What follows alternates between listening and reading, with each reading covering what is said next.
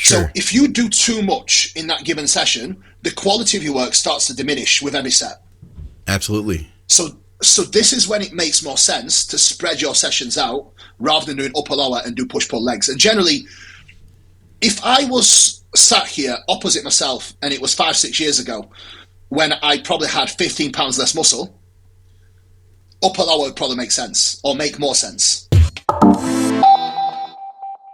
What's up, guys? Welcome back to Think Big Bodybuilding Media. I'm Scott McNally, and once again, we are back with IFBB Pro Cuba Challenge. What's going on, man? It's been a while. Extremely happy to be back, mate. So let's get stuck into it. We've had a little bit of a hiatus because I competed. Yes. And post-show, I know that you was quite busy. You was cranking out a lot of content. And I was quite busy myself as well. I still am, with a lot of clients competing pretty much every single weekend. But look, we're back now, and we'll get consistent content coming out your way. So today, we have got 5 ways you can optimize your off-season. So strategy for the off-season, right? Yes. And I think Scott has some tremendous question that we'll get into. And Scott, do you want to tell the guys what else we're going to cover today? We're going to talk. Be an exciting one. Yes, everybody's been asking lately about the upper lower split. You know, Jordan's been doing upper lower, and I can't count how many people have said, man, I'm so tired of this push pull legs. I need higher, because before it used to be the bro split, right? And then we went to push pull legs. Now everybody wants even the higher frequency. I think you've got a bunch to say on that one. Plus, you know, obviously, you know Jordan really well. So if there's anybody who knows his training style, and, you know, I think you'll have some really good insights for us on that. Plus, I think it's just an overall really good topic. It's a different split than really, I mean, gosh, 5-10 years ago, you didn't hear anybody saying, let's do an upper lower, you know? No, you definitely didn't. And it's not something that's new, though, either, because when you look at some of the programming, for example, in fortitude training, right? Right. Scott actually did program somewhat of an upper lower split. And full body training with much higher frequency. So I do think that it does have its merit, right? And absolutely. It can be extremely effective for gaining muscle if executed correctly, and if someone is actually paying attention to the recovery. Now, look, Jordan, he is a complete machine. The way Jordan operates, right? It's unlike any other human being. Yeah. And look, I speak to Jordan every single day, so I know how he operates. And Jordan's ability to not only perform session to session, but also recover and pretty much block out any external noise that may affect his recovery or training is incredible. It's not human. And that is the reason why Jordan has been able to build the freakiest physique I've ever seen in person, with potentially the most muscle mass per square inch. Yeah. Now, high frequency training can be extremely effective because you do have more opportunity to break down the muscle tissue. And then again, as long as you're fully recovered, you can go again every 3 days frequency, right? Which is your upper lower. Now, where the biggest issue lies is, one, people cannot calculate the training volume correctly. They either overdo the training volume or simply do not train hard enough with low volume in terms of number of sets to really be able to have quality stimulus in place for it to work. So where we run into most issues with upper lower splits is, one, it's too demanding for people. It's way too much work. And two, people simply do not train hard enough for the upper lower training, because in one given session, right, you will be limited as to how much volume or how much work you can do per given body part. So all the work that you have to do not only has to be super specific, but it also has to be effective with the reps that you do. So it really can be a tricky one when you program it for people. And unless you're guiding someone through that process, and unless you truly know that someone can, one, recover from it, but two, progress his lifts on a consistent basis, it might not be the split for them. But if someone can execute it and someone isn't overly muscular where the sessions are crazy demanding because, again, upper lower, unless you're Jordan, it's probably not going to work for some of the bigger guys, as Jordan says. Yeah, okay. You know, it's going to be a tricky one to navigate through, 100%. So, yeah, it's... what's your thoughts on it? Well, I mean, I think there can be a lot of benefits to it. I've used it a couple times now. It's at this point, I'm not really trying to push for like massive growth, but I found benefit to it in the fact that, you know, there's benefits to, I think, training as frequently as we can. In general, though, I'm kind of more of a fan of a push-pull legs type split still for more people, to be honest. I wanted to ask you, though, how does Jordan's breakdown look like on that? Because I honestly don't know, and I wanted to get a little bit more insight into it. So at the moment, he's got a very much a focus on his lower body. So with the lower body training he has at the moment, it's heavily biased towards building his glutes. So every single session that he does have a lot of glute training. He's got his hip hinge work on his actual leg day. So he will be pulling every other leg day, I believe. And then on the other leg day, he'll be doing like reverse hypers and a lot of glute work, like hip thrusts, etc. And then with Jordan, because he's so strong, he also has to really be careful with the movements that he does to really protect his knees as well. So he's so specific with the loading profiles of the exercise that he uses with having the Prime kit at his gym. Yeah. He's able to obviously overload more so the shortened range, which does not create as much damage session to session, which means that he can then train his legs with upper lower frequency and still be able to progress his lifts without completely trashing himself to the ground. Now, when Jordan needs more of a rest and more of a break, he then switches to push-pull leg split, 3 days on. But when he can handle more frequency, he goes to upper lower. Now, he will always start with his pressing when he does the upper work. If he does have the day where it lands on the heavy chest work, because one thing Jordan's realized is because he's so strong, I think, and again, with his press work is unlike any other human being, he cannot press on that sort of frequency. So for Jordan, it would more so look like upper with pressing at the front, lower. Then the second upper session would be more so back work with some isolation work for his chest and some shoulder isolation work. And the way he breaks everything down in his log on trainedbyjp.com, if you're not a member, make sure you get signed up, is absolutely incredible because he gives people so much insight for them to be able to actually structure their own either upper lower and push-pull legs based off the template that he goes over himself. Yeah. So he's very reactive and he's very, very in tune with his body. So honestly, Scott, you'd have to read it because it's crazy as to how responsive he is to what feedback his body's telling him in order for him to be able to progress his lifts continuously. And small little changes that he makes as well to either exercise selection or the resistance profiles in order to be able to keep that progression going is just simply incredible. This is why when you look at what Jordan's doing, right, and how effective it is for him, it's only so effective for Jordan because of his understanding of training volume, loading profiles, and his ability to actually pivot and make the right call at the right time to either change exercises or shift his programming to be able to continue making that progress. Yeah. And with majority of people, I just do not think they are in tune enough with the body to be able to make that decision. And I do not think that they can train hard enough. However, because upper lower, you do get more frequency, you do get more opportunity to break down that muscle tissue and then see adaptation happen. It can still be extremely beneficial and people can still see an immense amount of progress, especially if someone is a beginner to even an intermediate bodybuilder, right? As we like to call it. They're not heavily muscled, they're just kind of somewhat getting into it. Having higher frequency for those kind of people works incredibly well. So the way I program it specifically is often for clients that already have a basic understanding of training. I know that they can train with relative effort, but they are not quite large enough to really be able to push themselves into an oblivion.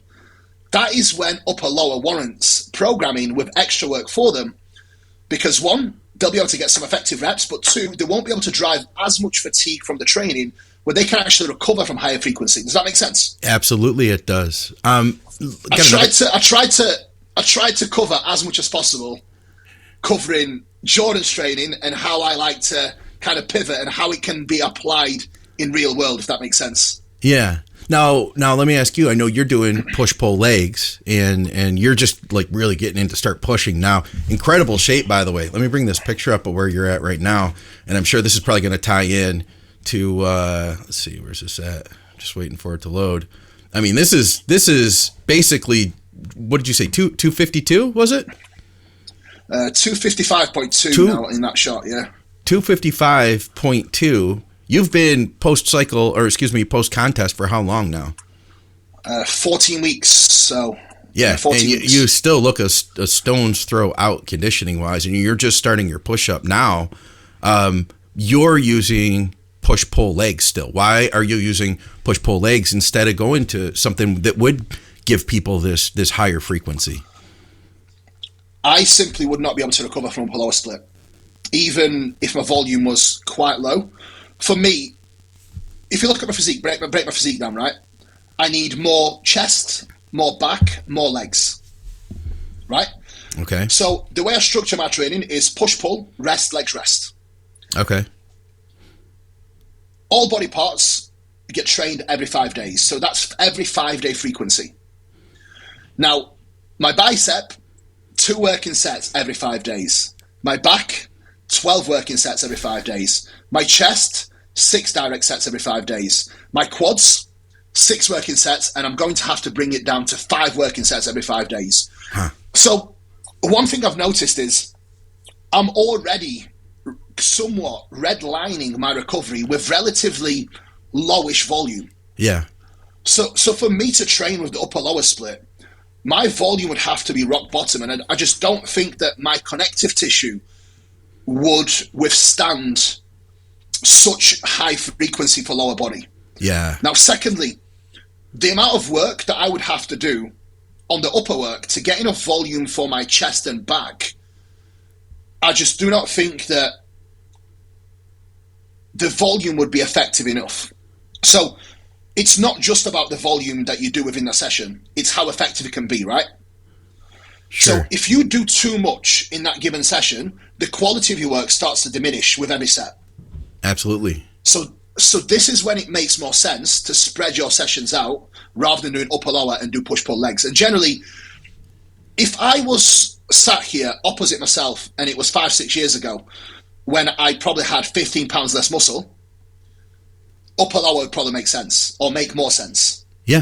Yeah, I could see that. Yeah, where I've done upper lower has been in like completely different situation than most people were talking about, but when I haven't felt well, and I'm dealing with the post-bug stuff. Maybe I haven't trained for like 2 weeks and I'm just getting back into it. Maybe for 3 weeks I could do an upper lower split, and my intensity is so low that being able to kind of get that additional frequency in, I think, has been a benefit. But then once I start getting the ball rolling, it becomes too much fast and I have to split it up further. Yeah, absolutely. Now, one more thing. Ultimately, it's also preference, right? I absolutely love my push-pull leg split. I love my setup because I am able to go into every single session and pretty much leave it all out there without completely trashing myself into the ground. So for me, this sort of frequency that I have, and don't get me wrong, Scott, I would love to train more frequently, but I know if I train more frequently, my volume would have to be lowered substantially. Now, is it something I want to do? Probably not, because I do like to go in the gym and have a certain amount of work where it's just enough to get the job done, but not too much to the point where I'm fucking myself, or not low enough to the point where I'm not satisfied with the work that I've done, right? Yeah. So you do have to consider individual's preference. Now, I considered doing upper lower split post-show, but the training that I've wrote out for myself, I looked at both options. I looked at the upper lower that I've wrote out, and I looked at the push-pull legs that I've wrote out. And I just knew, right, I want to do the push-pull leg split. It's the split that gives me the perfect frequency for me to be able to recover, attack my training, progress my lifts, and keep my connective tissue in place. So ultimately, the big important factor needs to come enjoyment. Now, where upper lower can actually come into place as well is, Scott, when you've got a client that has been running push-pull legs for a substantial amount of time, they potentially might want to have a bit of a change, right? But we both know that for them, a bro split is probably not a great option because they don't have enough muscle, right? So this is where potentially you could do a training block of 8 to 10 weeks or even 12 weeks running upper lower, see what kind of results they get. Yep. And you never know. They might want to stick to the upper lower after that, or they might want to shift back to push-pull legs. I like the sounds of that. Yeah, and this is where Jordan explained things and goes into details so incredibly well, because he even says that in his log. If he could, in an ideal world, recover from 3-day training, he would do push-pull legs 3 days on, 1 day off. Because I think that, it would actually be, for him, it would be push, legs, pull, because he is prioritizing his obviously lower body training. So, there's not just one way to skin a cat. You can ultimately pivot to any way you want. And the beauty of push-pull legs, for example, for me as well, is you can modify push-pull legs into almost anything. Yes. Where you can do push-pull, and if someone has a weak back, it could be pull-push, rest, pull, legs, rest, repeat. If someone has weak chest and arms, it could literally be push-pull, rest, chest, arms, legs, rest, repeat. It's infinite what you can do with push-pull legs, and it's somewhat infinite what you can do with upper-lower.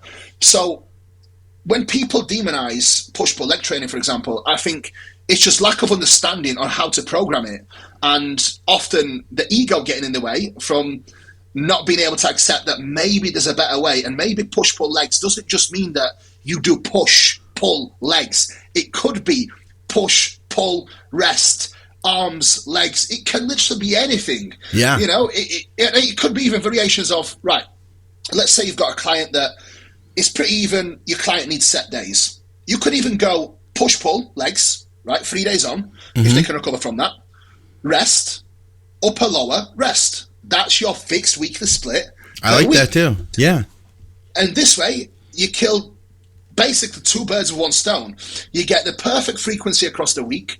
And more importantly, Scott, you've got the ability to spread out the training volume across each body part, so they do not have to do an excessive amount of work in one single session, where then the quality of the work that they do starts to come lower and lower and starts to diminish, right? Yeah. I went off on a bit of a tangent here, but I just want people to have as much understanding around the splits and around push-pull legs and around upper-lower. And I wish Jordan could actually come on a podcast, because he, with how his brain actually functions and how well he can actually modify the split to suit his needs. And Jordan even says himself, like, what I do, you shouldn't follow, because it's probably not going to work for you. However, he is right in what he's saying, that a lot of people who are wasting the time, in essence, they are wasting the time, who are beginners and even low-level intermediates who are doing a bro split, when they switch to an upper-lower split, they end up just growing tenfold, because they are now training with much higher frequency, but the same quality of the work they've been doing. So beforehand, they would train the chest once. Now they train it every 3 days with the same amount of same relative volume, right? So they are going to grow much more, as long as they're eating a surplus and obviously recovering well enough. Right. Yeah, I like that. I think that that'll give people some better insight. And you got me thinking too, because I hadn't thought about it. But I guess, as I mentioned, I've used upper lower not as an advanced person, but as somebody who just really couldn't handle, a lot. I couldn't get my intensity up that high. And that would put me, at that time at least, into the same category as a newer guy, who could potentially, a newer person who could really benefit from a split like that. Mate, it's absolutely ideal in that scenario, because then you can set an upper lower split with low volume per session, but then you do get the higher frequency. So your overall volume per week amounts to quite a decent amount, right? Yeah. Yes, I like so it. It's perfect. It's perfect that way, yeah. I like it. So, hey, what's this other topic that we were going to talk about regarding off season? So we've got five ways to optimize your off season and grow the most amount of muscle that you physically can for your growth phase, or whatever season you want to call it: off season, on season, growth season, peak season, size on season, whatever it is you call it. It's the time to grow some muscle, right, Scott? God forbid we said bulk. Nobody says bulk anymore. I know. Well, we'll actually get into that a little bit as to why nobody bulks anymore, or they probably shouldn't bulk. Right. But 5 ways to optimize your off season. So I'm going to go over each point, and obviously you are welcome to add in some of your points at the end of each point. And then if you do have any more points that I may have missed, we can obviously add those on as well. That sounds good. That sounds great. Right. Let's do it. So first one, and I think the first one is almost a foundation. And you're going to like this one because this is something that a lot of your clients and my clients and people in general really get so good and execute well in a contest prep, which is your daily routine and daily habits. The second someone comes into a contest prep, the wake times and sleep times are all of a sudden nailed down. The meal timings are bang on to the minute because they're hungry, right? So they're not having to, either undereat or overeat because they're not accurate with the meal timings. The sleep schedule is so much better because they're going to bed at adequate time because they're tired, and they're waking up nice and early because they're hungry, right? Oh, yeah. So I think the foundation of really managing your off-season is maintaining your daily routine and structure and the habits that you've built in a contest prep. So for me, my routine year-round does not change. Whether I'm in contest prep or the off-season, my day-to-day structure looks exactly the same. The main reason for that is, Scott, it allows me to be effective at what I do with my responsibilities for my business, for my coaching, for the gym and everything else. But it also allows me to be a great bodybuilder because it allows me to have my meals on time. It allows me to stay hydrated. It allows me to have enough sleep, enough recovery time, and enough downtime to spend some time with Meg whilst we are busy. So when you look at structuring a more disciplined routine to your day, although you are a little bit more disciplined in one way, you will regain a lot of time and more freedom in other areas of your life. Because if you are more efficient at your jobs, right, you have more time to relax, you have more downtime, you have more time to sleep, you have more time to grow. So I think the biggest factor is upholding your daily routine. That is the reason why that is my number one tip for optimizing your off-season gains. Scott, do you want to add something to that? Yeah, that was actually the first one I was thinking of too, man. I remember I was backstage. I wasn't competing. I was helping my girlfriend get ready. I saw Shelby Starnes backstage, and this is maybe we weren't even friends yet, but I knew that he was a better bodybuilder than me. He had just had a really successful year, and we were both helping our people get ready. And he turned to me and he said, "You know what? The one thing that you'll get the most success with," he said, "treat your off season like you treat your contest prep." I never forgot that, man. And it's so true, because on the years that you do that, I mean, if you, and the way I put it too is like, people who want to be successful at this, I don't care what level you're at, but let's especially take somebody who says, I want to get a pro card.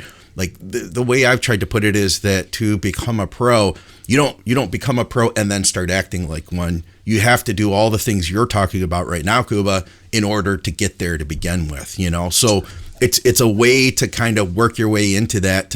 And to tell you the truth, man, I feel like the people who do that stuff end up, by the time they get to their show, they're a lot more confident. They know that they crossed off every box that they could. And it's a lot more relaxing of an experience because you did literally everything you could this year. And to me, I feel like there's some people who just want to be able to see what they can get away with and then do a contest and see how it goes. But for me, I've always felt like bodybuilding has given me an opportunity to push myself to the absolute extreme. And when I say that, this is an example of what I mean by that.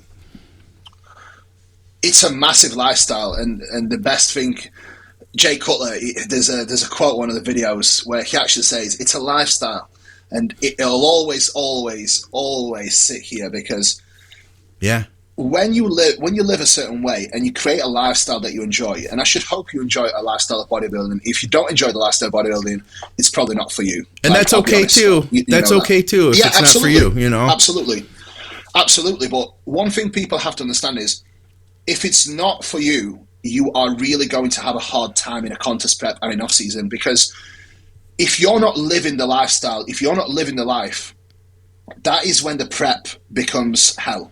Yeah. I often see that the people that are the most unresponsive or the people that struggle the most in prep do not live the life.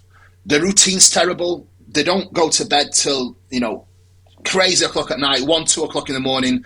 They'll get up at like 2 o'clock in the day or 12 o'clock in the day. They'll just sit, eat whenever, and then they try to dial it in for a contest prep, and they realize, well, why am I eating 1,000 calories? I'm not losing no weight. You're not in a position to your body's not in a position to lose anyway, because you haven't dialed anything in. And I've worked with some of those people, and I've got them into a good place with the routine, and how easy it is for them now to get in shape. It's incredible.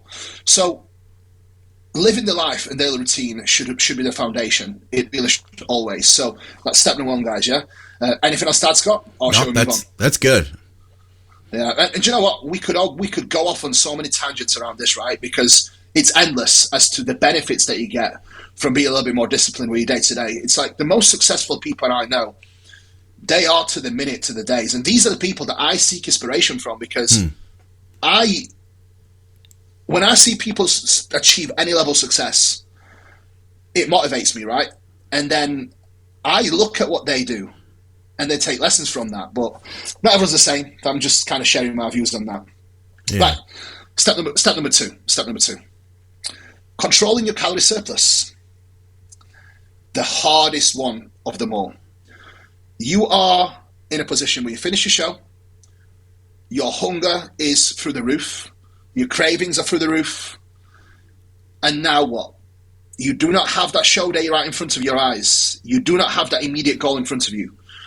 In my opinion, the first thing you should do the second you step off stage, or the second you finish your diet phase, when you are lean enough and you're hungry, your body's primed and ready to grow, your body's lean enough now to go into a long, slow gaining phase, right? Which is the most ideal to gain muscle, right? You have to control your surplus. You have to set immediate goals that are short-term and long-term. Now, let me break these down for you, Scott, using myself as an example. I am 14 weeks post-show now. My first immediate goal was to finish my recovery phase at 240 pounds with my glutes still pretty much fully straighted.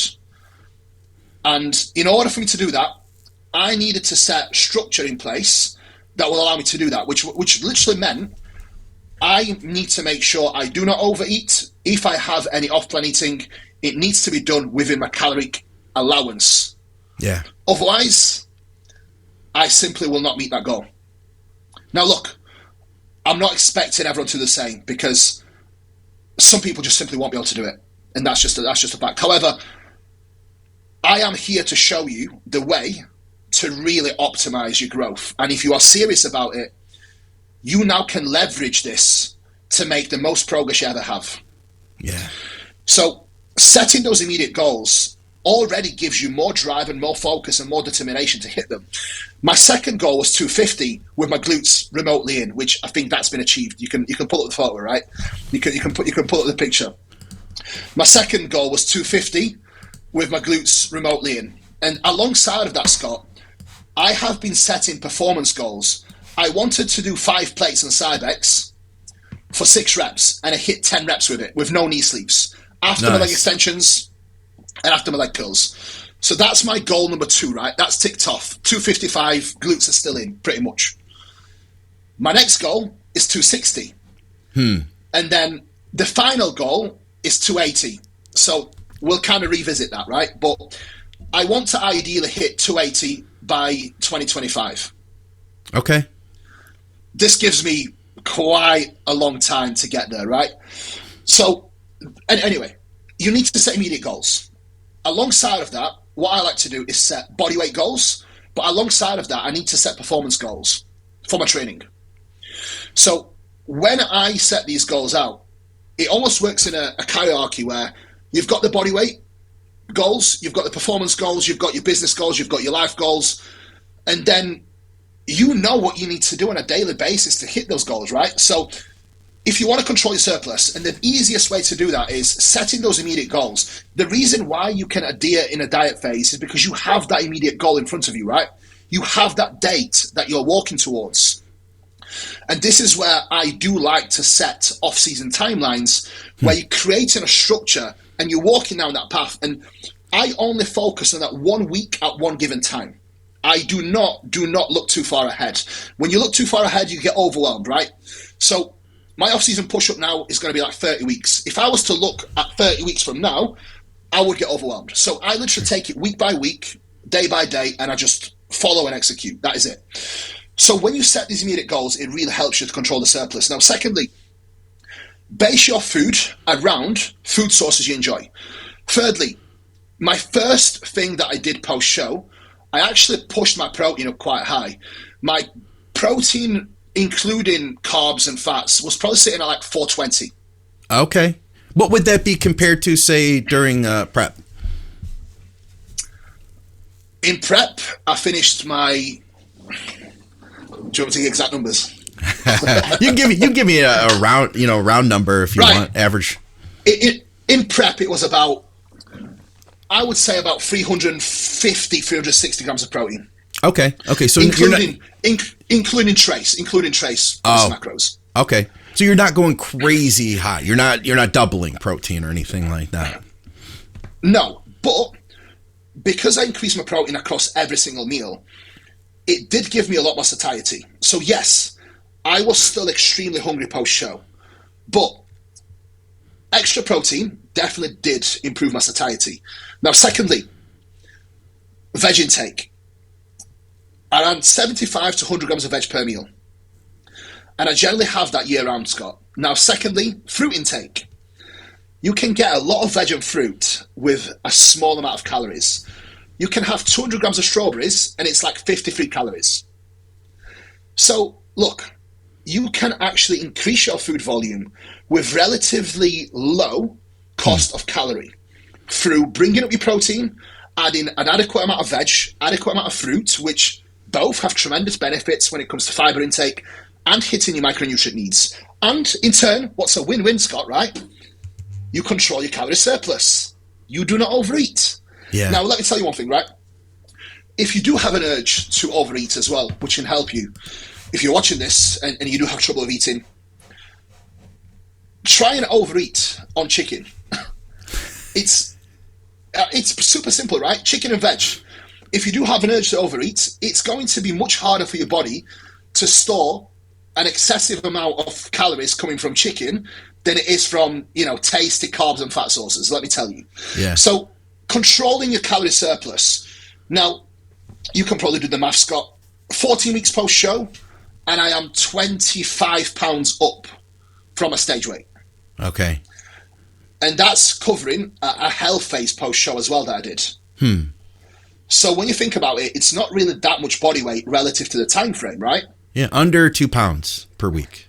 Yeah, which is ideal. Which, especially considering, right after the show, it's not like you just went up 2. There was a jump, you know what I mean, right after the contest just to fill back out and water retention coming back. So realistically, it would probably be well under 2 pounds per week. That's just the average, right? Yeah, so I generally aim for a pound to a pound and a half rate of gain per week. Some weeks it's going to be more, some weeks it's going to be less. Yeah. But if you can control that surplus, the amount of body fat that you gain will be minimized. But the most important thing out of them all, Scott, I am 14 weeks post-show, and every single meal that I have right now, I am still licking the plates. Yeah, that's huge. It is. Appetite and appetite retention is massive. The most effective way to retain your appetite is not overfeeding and controlling your surplus and not getting fat. Yeah. Now, secondly, Scott, you can speak to Dave about this. My blood work is pretty damn tip-top, and I attribute that down to quality nutrition not overfeeding, not getting fat, not getting inflamed.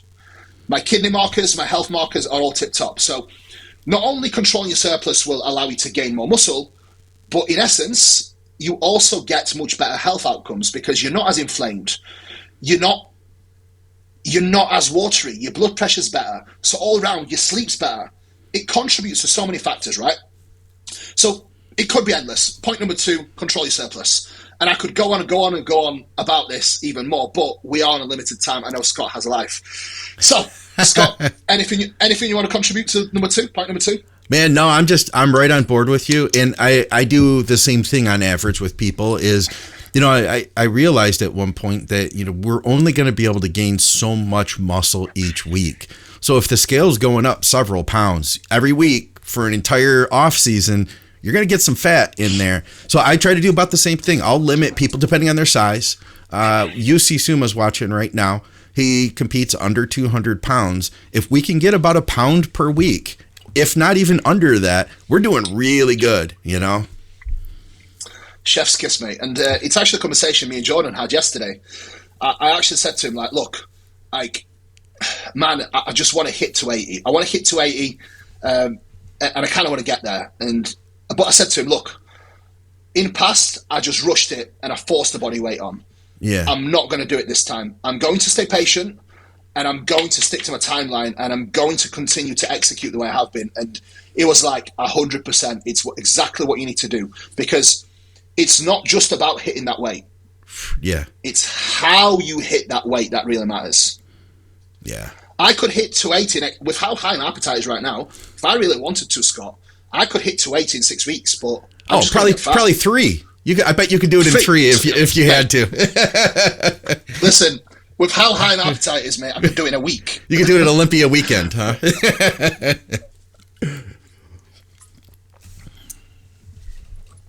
I just lost you there. We're back. Oh, right. okay. Mate, yeah. I could do it in a week. Yeah, you could do it in Olympia weekend with all that food in Vegas, I bet, Yeah. So anyway, I'm sticking to my guns and I'm going to be 280 by next year, but not fat. That's one of my goals. And Scott, we're going to review it. So save this little part and we'll talk again when I'm 280. All right. It's in stone now. We will do more shows in between. Don't worry, guys. Yeah. Right. Point number three. I'm sweating here. Right. Managing your training volume and your training execution. You can only do what you can recover from. That's point number 1. Point number 2, if you get injured, you are not gaining any muscle because you're not able to train. Main most important thing is realizing you can only do what you can recover from. You need to find the way to progress your lifts in one way or another. But it's not just load, it's progressive stimulus. You can get this from extra reps, improving your execution, improving your tempo, improving your form, adding sets, adding set extensions. It's endless as to how you can progress on the gym floor and stay safe. Yeah. So you have to manage your training volume. You can only do what you can recover from. We could all go in the gym, Scott, and we could spend 3-4 hours there, right? But what are we going to gain out of it? Nothing. Yeah. Not much. Less and less with every additional hour, really, Absolutely. So you need to make sure that the quality of your training is held up and you are progressing your lifts and you are having productive training blocks with no injuries. And that will only come from managing your training volume, so doing just enough to keep yourself progressing over time, taking deloads when they're needed, which is extremely important, periodization, something that you've spoken of a lot, and you often speak on the channel, and then training execution, right? Can you hear me? Yep. Everything's clear. Did I lose you there? Oh. Uh-oh. I think we lost Cuba. Cuba, you got me? Hello? Scott? I hear you, man. Can you hear me? I think we might need to reconnect. We'll see what happens. Kubo will call me back. Thanks for hanging with us, guys. This is a surprise live. Can you hear me all right? Yeah, I can hear you now. All right, good. I never lost you. The picture was still beautiful, clear. Okay. Voice was still good, so you must have just lost me on my end. Yeah, but the perfect idea, just hang up and call back. You were at just basically training volume and basically getting the most you can out of the work you're doing. Yeah, absolutely. So training execution needs to be held. And look, I'm not expecting you guys to train perfect. You don't need to train with pink dumbbells. The way I always reference things is this. Do not train slow, train controlled. You don't want to be slow. You want to be controlled and powerful across your reps. As a rule of thumb, more control in the eccentric, a lot more power in the concentric, and make sure you control the end ranges. Control the stretch portion. Yes. And make sure you take a micro pause at the top. This way, it's bulletproof, right? So, look, you need to train with effort, good execution, good control. All three are equally as important. They should all come together. No exemptions. And that is a given, right? Yeah. You cannot just train with perfect form and train like a, I'm not going to swear, but train like a, I'm not going to say train like a girl because some girls train incredibly hard. Right. So, yeah, train, #swear word. Yeah. Right. Point taken, hopefully. Step number 4. Have you got anything to contribute, Scott? Man, I'll say this. I feel like I really honestly, I could just only reiterate what you're saying, but I'll add that if you are getting stronger through this off season, regardless of what's happening with the scale, I'm confident that you're growing. And if we can get that, to kind of pair back to the point before, if we're going up that maybe 1 pound at a time, or in Matt's case, even a little bit less than a pound is good given his size, and he's getting stronger, he's progressing in each workout, then I'm confident we're on the right path. I don't want to see 2-3 pounds. It's kind of like a marriage between the two of them, the scale going up slowly and the strength going up too, versus if your strength is stagnant, I'm almost concerned if the scale's still moving. You know what I mean? Absolutely. If you are not getting stronger and your scale weight's still moving, yeah, both need to go hand in hand. So that is an amazing point. And point number 5 is actually going to cover what you've just been talking about and give a bit of a recap. But first, point number 4, sleep, managing stress and recovery.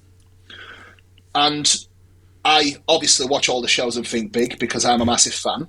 Yes. Someone asked you a question with Dusty and Ron on the best recovery modalities. The best recovery modality you can have is your sleep and managing your stress. Yeah. Stress is a killer of gains, right? So scrap your ice baths, scrap your tissue work, scrap everything. Start with basics. Start managing your sleep so that you can actually aim to get extra 30 minutes of sleep, and start managing your stress levels. Now, Scott, what's going to improve your sleep and stress management? What's going to improve your sleep and stress management? Consistency. Point number one, upholding daily routine. Yeah. Right? Absolutely, man. The better your routine, better your stress management, because you are more efficient with your time and you have more time to sleep. Therefore, you recover better. Now, when you have a good routine, you are also more efficient with your work and your jobs. If you are more efficient with your work and your jobs, you will experience less stress. Less stress you have, happier you are, more you grow. Now, before I ask you to contribute to that one, you've just said something wonderful, and I'm going to have to say it. Point number 5: consistency and patience. But before we move on to number 5, have you got anything to contribute on sleep and stress? Yeah, I'll tell you that I have to thank my wife for her contribution to my sleep. We get awesome sleep. But let me tell you, before she came into my life, before we lived together, dude, I would stay up all night, like just working. I would work at my desk because you know what it's like, Kuba? If you work for yourself, there's always more you can do. So I would literally just sit here. I'd be editing things or writing a diet until I'm falling asleep on the keyboard and the screen says 10 rows down. So it's not something that happens overnight, getting your sleep, the sleep hygiene. That's the term that everybody's using now, right? You don't improve your sleep hygiene. You don't fix it overnight. But if you are consistent with, hey, let's try to get to bed earlier. Let's unwind you know, at the end of the night, have that time to not have the bright lights going into your eyes, not watching like a really exciting TV show with car chases and, you know, thinking, getting your adrenaline going. If you can relax before bed, you can get yourself into a habit where, man, dude, now we go to bed at like 9:15, honestly, 9:15 every night, you know, and I sleep Scott, well too. I sleep till like 7. So I'm getting a lot of sleep, Scott, man. Mate, wonderful. Do you know what? My sleep hygiene is actually really good. I generally stop working and put my phones away, my work phone, private phone away, around 90 minutes to 2 hours before bedtime. Yep. So we actually go to bed no later than 8:30. You're kidding me. Earlier than me. Yeah. I love it. I love it. I am such an early morning person. I cannot even tell you. So for me, that's the best schedule for me. Early night, early rise, and I feel wonderful. But consistency in that routine is just such a massive game changer. Yeah. And being able to really hold it. So obviously the last point is consistency and patience, which we'll kind of talk over in a moment. But a valuable lesson that you spoke of is not watching anything engaging. With the last portion of the day, I always opt to watch something that's more so like a comedy. None of this. None of the phone, any of that, you know. I do not, unless I've got clients competing, that's the only exception. Sure. That's the only exception. And literally, that is the only exception. Other than that, mate, no phone. Yeah. Ever. But obviously, with what we do, Scott, it's sometimes inevitable. But one thing I've learned from you and Victoria, which I'm thankful for, I've stopped watching like really engaging things pre-bed, and it really makes a massive difference. So now, I often watch something that's more so like a comedy, or something that generally won't give me like an emotional response, but will somewhat give me like a happiness response.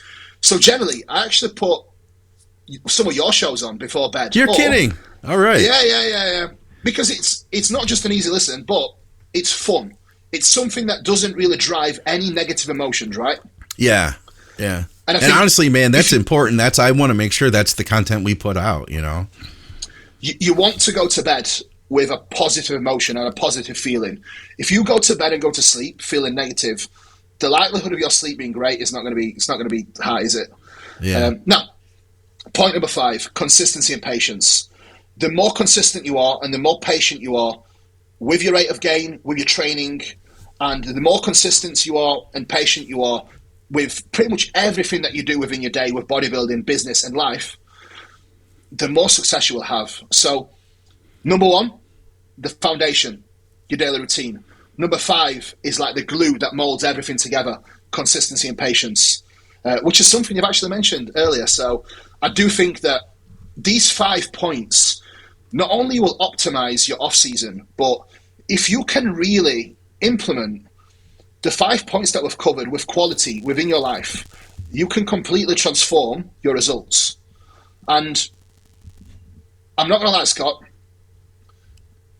it sounds so simple, all these 5 things, right? Yeah. But trying to get your athletes to do it can be such a hard task because, especially the way I work, I am quite demanding, I'm not going to lie. I am quite a demanding coach. And it's not for everyone, I'll be honest. It's not. And I always say that. And it's like, if you want a soft coach, you want someone that's going to be yes man, I'm not the man. I'm not the man for all that. But so, for me, it's always very hard to kind of get your athletes to dial in the routine. But you know, when it happens and when you finally do it, when you finally got them to dial things in, progress just skyrockets. And then, again, what I said earlier in the podcast, Scott, seeing success makes me happy. Seeing my clients succeed, seeing other people succeed, I use that as a source of motivation. So the last thing I ever want to see anyone really live like or have a mediocre life and mediocre results. I think we're put on this earth to really try and push to our own potential, right? In anything that we do, right? You're pushing to your absolute best to be the best podcast, you know, in bodybuilding world, and I think you're well on your way there, right? You're pushing to be one of the best coaches, one of the best husbands that you can be, right? We always do. I think we're all pushing in our own little ways to be the best versions of ourselves. So, again, on a note to finish off the five kind of pillars of progress. Challenge yourself, guys. Don't be a wuss. Don't be a pussy. Challenge yourself and push hard to try and attain a level of success and try and push to reach your true potential across any endeavor that you embark upon. Yeah, I like that. And don't be shocked if you surprise yourself with the results when you do. You know what I mean? Like I'm certain you have, man. I think everybody has. I know that I've been surprised sometimes, even though I know, like, I put in all the work, and then when you actually see the results you get out of it, it's such a rewarding thing, man. And bodybuilding is one of those things where, I mean, I had a client who checked in today. She's been doing incredible, man. Like, I think she's in the 170s. She's just trying to get in the best shape she can, get healthy, and she cracked down into the 140s now. But she had a bad week. She was about to have her period, and she started adding extra food. And guess what? She didn't make progress this week, and that sucks. But that's bodybuilding. Bodybuilding, you will get literally the work you put in, you will be rewarded for, you know? 100%. I always say you get out what you put in, right? And look, I can always accept that not everyone's perfect. I'm not perfect. I'm far from it. Everyone makes mistakes. Everyone has their flaws. But if someone is not willing to take action to improve themselves and they keep repeating the same mistake over and over again, that's just not making mistakes. That's just downright being a little bit, a little bit lazy and a little bit less than driven without insulting anyone. Because it's true. At the end of the day, if you're trying to better yourself, you always learn from mistakes and you do better. Now, look, if you had for example, if you went off your diet, right, and you've had a full week off your diet or multiple days, that's okay, right? But next time you learn from it, and although, yes, you might go off your diet again, but do less. Don't do more. Yeah, we've all had to make those mistakes. We've all had to make those mistakes to learn from them, and I think the other option is just to block it out. I don't want to get too deep here, but you can feel guilt and you can also feel shame. And if you start feeling shame, then you just box it up and hide it, and then you forget all about it until you do it again, and then you just find yourself, oh my God, I did it again, But just own it, move on, let it go, and get back on track, because you'll make progress the next week, Mate, absolutely. That's you could not have said it any better. Man, I'm glad to be back here with you, Kuba. This is freaking awesome. And like you said, man, the positivity of the channel, this is exactly it. Like, this is, I hope that people get some good stuff out of this. In fact, I hope you guys will comment and tell us what was one thing in this podcast that connected to you. What was one thing that you're going to try to apply this week? And look, guys, if there's anything we can help with, comment below, and me and Scott will get right to it. Scott, do you want to get stuck into the questions quickly? Yes. Oh, dude, honestly, I was right in the middle, like in this conversation. I honestly spaced on the questions, but yeah, we got a few of them here. Let me see if I can pull that up. All right. We'll run through these quickly over at Patreon. And by the way, thank you guys for all your support at Patreon. I should mention too, if you're new to our content, subscribe, hit the bell, all that stuff. We've got several shows that come out each week. Adrian says, I would like Kuba's take on post-contest rebound and how he plans to run his. Cheers to Kuba, one of my favorite athletes. I feel like this is pretty much a lot of what we talked about today, wasn't it? Thank you, man. Now, my approach was to go into health phase, so there's no immediate rebound. As a rough timeline I'm going to give you, I did a 6-week health phase, and then I slowly start to titrate things up, if you know what I mean.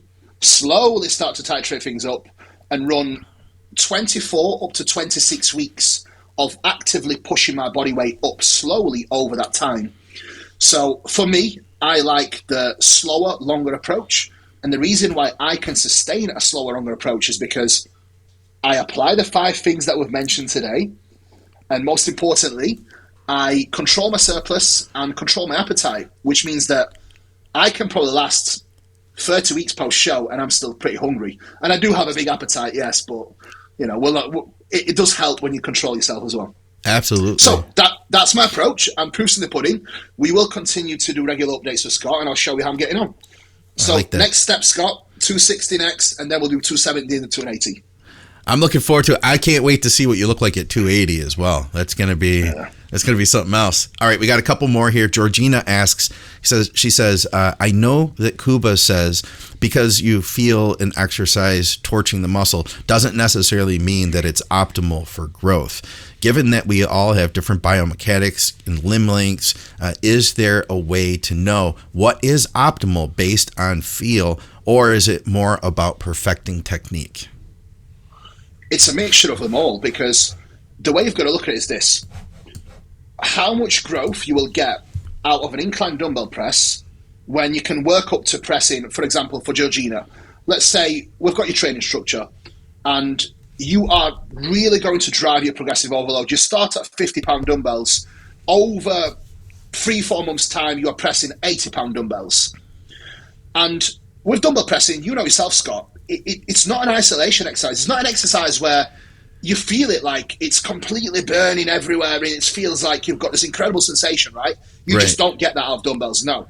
So what would you get more growth from? From doing that or doing a standing single arm cable crossover, just squeezing your pecs, lighting up your pecs incredibly light? Yeah. Do you get the context here? Of course, yeah. Just because something burns and feels good does not mean it's creating meaningful tension on that muscle to create an adaptive response, to break that muscle down.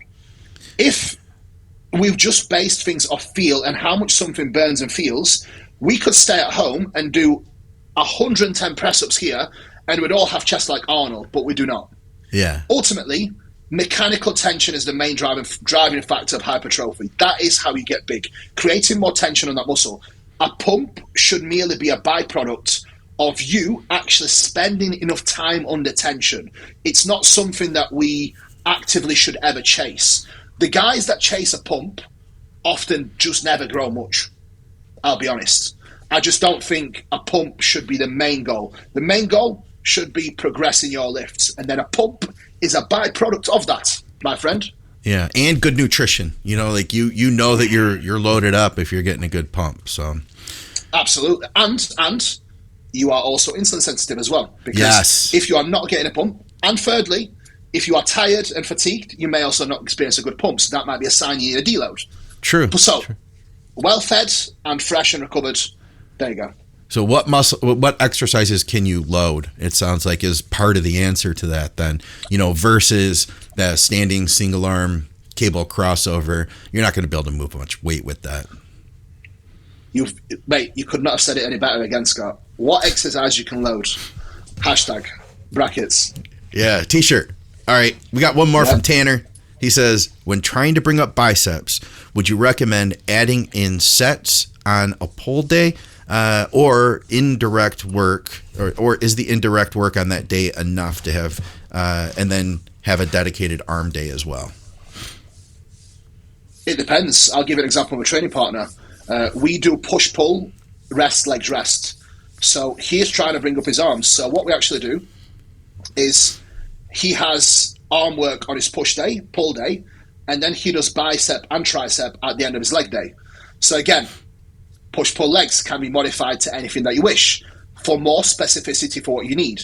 Now, first thing I did with Mark was address his exercise execution. Once we nailed his exercise execution, then we slowly start to layer extra work across the week. So first, I think any time I'm working with someone that has got a weaker body part, first thing I look at is the exercise execution. Then we look at exercise selection that suits them mechanically, exercise selection that they can connect with well and they enjoy. Then thirdly, once both of these variables are nailed down, then we start to layer in extra work across the week. Okay, yeah, I like that combination. And are you evaluating progress along the way, Because I almost feel like you take somebody who didn't know how to execute properly, you get their execution good, and then in fact, let me restart that statement. I've seen people who say I need a new split because my split isn't working. When in reality, it's like, if we could improve your execution, that I think is way more important than the split. We might not even have to touch a split and you're going to make progress, Absolutely. Absolutely. And what you've probably found as well is sometimes they're actually doing too much work. So once you've once you've actually improved their execution, they actually need to lower the amount of work they've got for that body part. Yeah, absolutely. All right, that's all we got, man. This is good. This is packed full of information. It's been a very intense one. I'm sweating big time. Yeah, it's warm in this house, so yeah. It's been a great one, man. Thank you for having me on. Dude, it is my pleasure as always, man. And pretty soon I'm going to be seeing you out at the Olympia. So we'll have to record something. We're going to be set up at the Mutant booth. You'll have to come by, man, and we'll have to do something. Are you taking your stuff with you? Oh yeah, like we're literally going to have a podcast booth set up at the expo at Mutant. I've got a video guy coming out with me as well. You're kidding me? Nice. What days are you going out? We're going to be, I'm coming out Wednesday. So I'm coming out, well, I guess you're going to be there already. But yeah, we're going to be there Wednesday morning. We'll be out. Are you going to be busy all week? Have you got everything planned? Or, no? I'm supposed to shoot video with Andrea Shaw. So I'm not even sure when that's going to be though. So I'm going to do a video with her Friday, Saturday, Expo, and Sunday we're doing a meetup at GNC. Thursday, I don't have anything. Wednesday, I don't have anything besides figuring out something with Drea. So you can come to the Airbnb. We can even shoot that. Hell yeah, let's do it, man. I'll pick you up. I'll come pick you up. All right, we'll figure it out. And guys, leave us some questions. Yeah. You know, we'll have a bunch of stuff, and maybe we'll get Meg to join us for a minute and tell us what things are going on with her. Dude, that would be freaking cool, man. We can do a check-in if you'd like. That would be fun. Let's do it. Let's do it. We're set. All right. So, of course, I got your social media. That'll be in the description. If anybody wants to reach out to you and like anything else, what else is going on? You got your YouTube. I'll be sure to link that below. Anything else I should mention? YouTube. Anywhere. People can reach me over some Instagram or YouTube. We've got the gym, Ultraflex Rotherham, MK Coaching, myself and my wife and Magda. Look, we've got plenty of things going off always. Guys, follow along, and there will be potential announcement for another gym soon as well. Ultraflex Rotherham, anyone that is local, come and visit. You're always welcome. And look, guys, we're here to help on Think Big. So comment below. Anything we can help you with, we always will. I appreciate you all listening, and please support the channel, support Scott. He's doing an amazing job. It's been I actually listened to the channel when it was Advices. Saved here. Advices Radio. Oh yeah, that was way back in the day now, man. And mate, listen, I've listened to every single episode. That's freaking crazy. That's crazy. And because I've been listening to it since you started. Wow. So that was like 2016 we started Advices, and then I had a show before that, Bodybuilding Nerds Radio, which was different channel. I binged it in 2017 in prep. Bodybuilding Nerds you did, or Advices? All of it. Advices Radio. I binged Advices Radio heavily into 2017 in my prep. Dude, we did some fun stuff back then. Those shows are still out, but I used to get people on like a sports hypnotist, just weird stuff that people normally don't see, I made a lot of notes. It was a rough prep for me as I actually got stabbed at. Yeah, I actually got stabbed at like 3 weeks out, but I still won the show, so it's all good. You're kidding me, man. Holy shit. Where'd you get stabbed at? Yeah. In my arm. Okay, so it wasn't like vital organs or anything, but I'm sure you had a hard time flexing. Right. You can see that here. Yeah, that's a legit stab right there. I'm sure you had a hard time flexing with the stitches then. I was in the gym training 2 days after. Well, you'll have to tell us that story one day. With the stitches, bleeding on the gym floor. Oh, and guess what, Scott? Guess what, Scott? What's that? I did not go off my diet. I got my dad to bring my food to the hospital. And guess what? The next day, I was on the Stairmaster doing my cardio. Yes. So, no excuses, brother. On that note, guys, love you, leave you. Time to eat. See you guys.